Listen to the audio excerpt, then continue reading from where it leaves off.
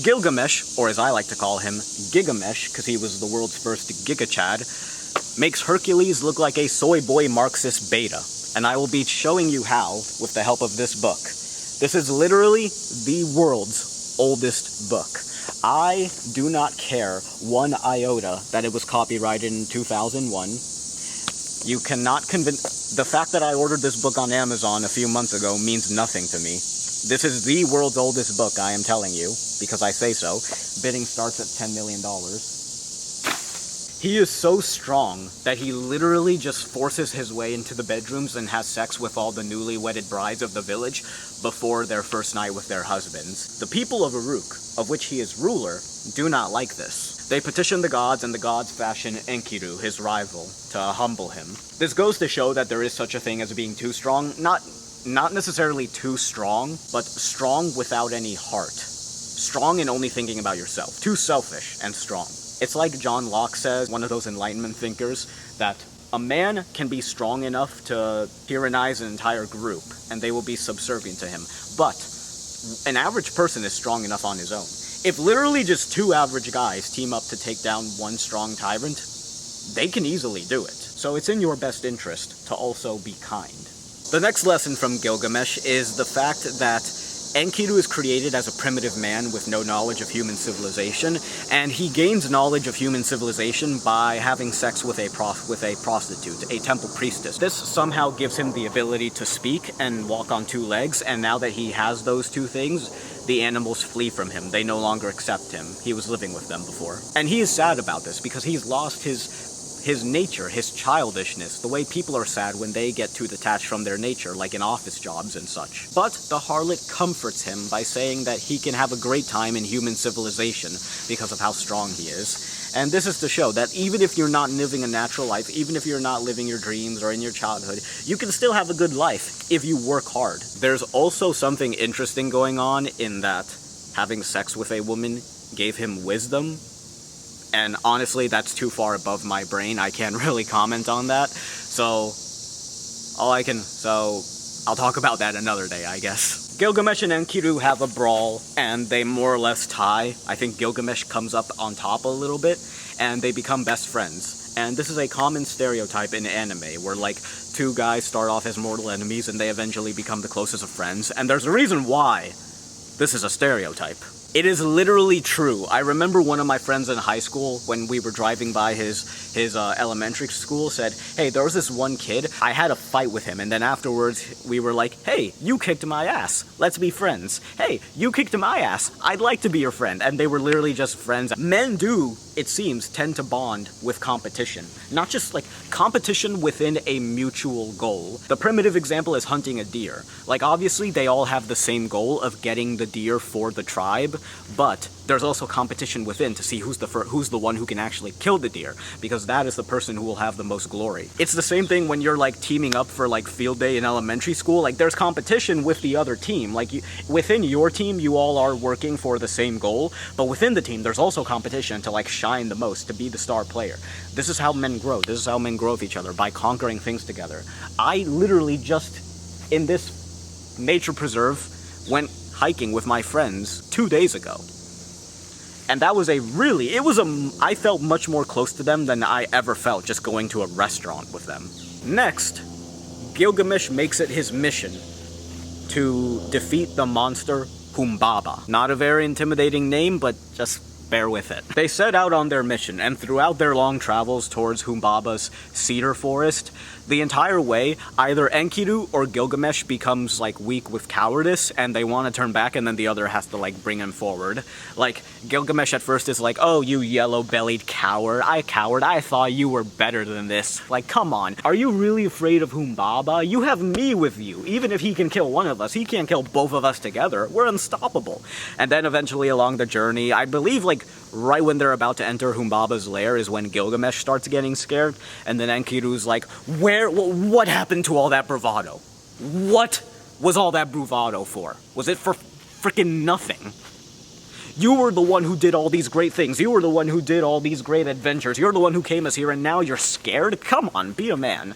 Let's go forward in glory together. I got your back. We can do it if we're together. And yeah, the whole thing is basically just them getting each other's back when one of them gets scared. And it is like the most bromantic thing I've ever seen. Like, brotherhood like that is really, really important. So along the way, Gilgamesh has these prophetic nightmares where basically the sky is falling down, there's fire raining down, the earth is opening up with earthquakes and swallowing.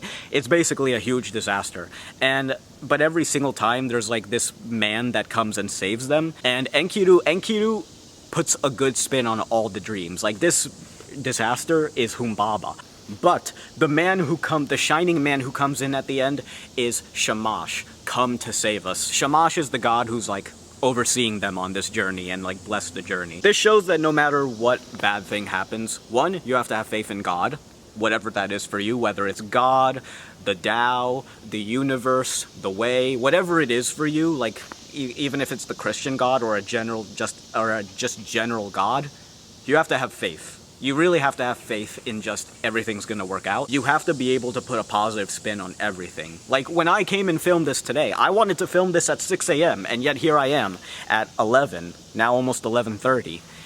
I'm filming it at like 5, almost 6 hours later. Do you think I didn't want to be depressed? Like, yeah, I wanted to be depressed and mope, like, come on, why can't you just do it? Why can't you just get up right at 6 a.m. and come out and film?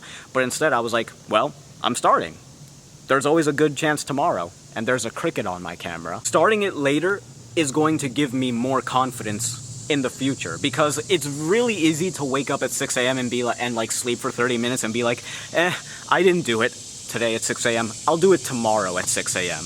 But like, no, now that I've come like at this late time, at this unopportune time, I'll have more confidence for when I do get up at 6 a.m. See what I mean? You have to put a positive spin on everything. You have to learn. And learning is changing your behavior. So you have to take every bad thing that happens to you, every failure, as a learning opportunity and change your behavior. Next up, now they confront and kill Humbaba, and to be perfectly honest, there's not much of a lesson I can take away from this, except Shamash helps them, and he's like quite instrumental in defeating Humbaba. I don't know if you can hear those really loud insects and birds, but damn. The only lesson to take away from that is that you always have to be thankful to God, or whatever, for granting you victory. Because even though you put in all the hard work, you still owe, like, there is always some factor of luck that you have to owe and give thanks for. Next, they cut down the sacred cedar trees. So here's the thing. Humbaba's a monster, but he's guarding this cedar forest for the gods. That is his god-appointed duty. And now they killed the guardian of the forest, appointed by the gods, and are cutting down the divine cedar of the gods. And they try to cope with it, they try to rationalize. They're like, oh no, well, one of the cedars we cut down can be a really nice door that we send down to the god of the forest. And they do that, and guess what? The gods are still angry. The gods are still like, hey, one of these two has to die. And the gods choose Enkidu. So that goes to show, even if you are victorious, you cannot get arrogant. You cannot let up. You still have to live righteously. You still have to have blameless conduct. You still have to live well. When they get back to Uruk, the goddess Ishtar like falls for Gigamesh, and she tries to seduce him, and he's like, no, you are a skank. Every one of your previous lovers you have consigned to a terrible fate. I know what's gonna happen to me. Get away from me. She gets angry at him, and she gets spoiled, and she asks her father, a god with more authority, to release the bull of heaven, or else she'll release the undead from the underworld and they'll eat the living. And so he's like, fine, okay, even though he knows she's at fault. The bull of heaven rampages it, Gilgamesh and Enkidu kill it. She cries about it, they threaten her. That's the end of that. The only thing you can take away from this is, like, be careful of women, I guess. Make sure the woman you're dating is like the right woman who shares your values. That's the most important thing. And if she does that, then good, I guess. Enkidu dies, sentenced to death by the gods, and Gilgamesh gets all depressed because he's like, Enkidu was really powerful, and now he's dead. His body is nothing. He's in the dirt in the underworld. The same thing is going to happen to me. No matter how great I am, I share the same fate. So he gets all depressed and he wanders the wilderness, trying to find Utnapishtim. Utnapishtim is the Noah of Mesopotamian mythology.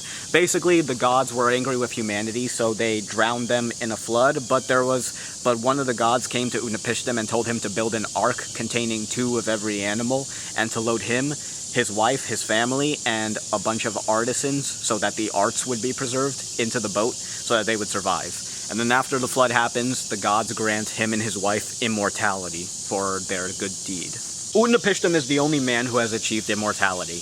Gilgamesh seeks him out by doing these amazingly impossible things. He kills lions in the wilderness. He runs through the center of the earth, like it's a tunnel going through the center of the earth, and makes it out on the other side just before like the sun comes through and like burns him up. He finds Utnapishtim, begs him for immortality, and he said, I only got immortality because the gods were impressed with me because of the flood. Unless you're able to do that again. Like, all that I can tell you is, if you think you can conquer immortality, how about you conquer sleep first? Stay awake a week.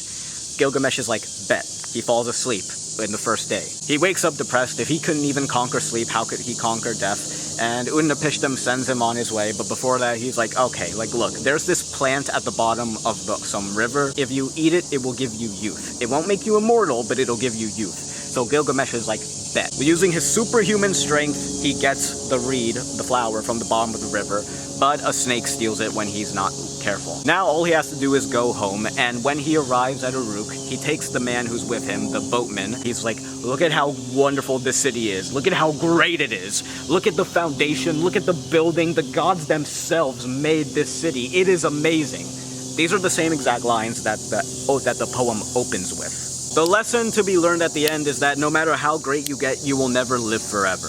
Living forever is not the prerogative of man. It is the right of the gods. At the end of the day, no matter how great you are just a man. You can die. Death can take you at any moment. So you'd better live for something greater, whether it be, and this is what Gilgamesh does by being a good king. Being a king whose legacy is worth preserving. He himself will not live forever, but the results of his actions will.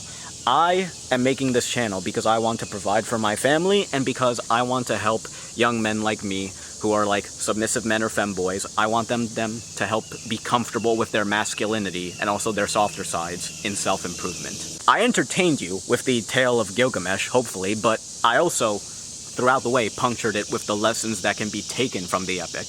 Because if you don't take lessons from the epic, it was pointless reading it. It was highbrow entertainment, don't get me wrong, it's better than watching like prank videos on YouTube, but it's still entertainment. If you're tired of all those BS entertainment channels that don't change your life, and you want more immediately applicable advice for your life, and you're also tired of all those macho red-pilled guys who you don't relate to, click the subscribe button. We're all gonna make it, boys. Ciao.